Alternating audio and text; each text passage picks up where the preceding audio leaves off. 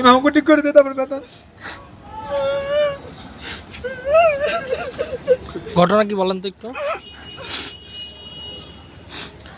আমি গত জুমায় মৌলানা বকর জামা মসজিদ থেকে বিদায় নিয়েছি এবং কালকে আমি গত বৃহস্পতিবার গত রাতে বেতনের জন্য গেছি এবং ছুটির জন্য গেছি ভারতে যাওয়ার জন্য। আমাকে ছুটিও দেয় নাই, বেতনও দেয় নাই।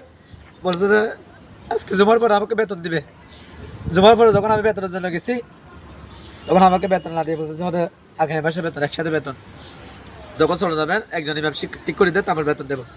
তা আমার সাথে বেতন লাগবে না, এরকম করে চলে আসতেছি। তো এ বলতেছে আমার মর্যাদা বলতেছে আপনাদের বেতন লাগবে না, আপনাদের ব্যাপারে এরকম করে আমাদের বেতন লাগবে না, বেতন আল্লাহর কাছ থেকে নেবো, আল্লাহকে কি আমরা বিচার দেবো। এরকম করে ওরা দৌড়ে আছে। মাসুদ, আওয়ামী লীগের নেতা মাসুদ এবং মুন্না মসজিদ সভাপতি, সেক্রেটারি এবং কেশিয়ার, এটা দুজন আসে আমার ছোট ভাইকে গলা চেপে ধরে মাটিতে চুয়া দিচ্ছে।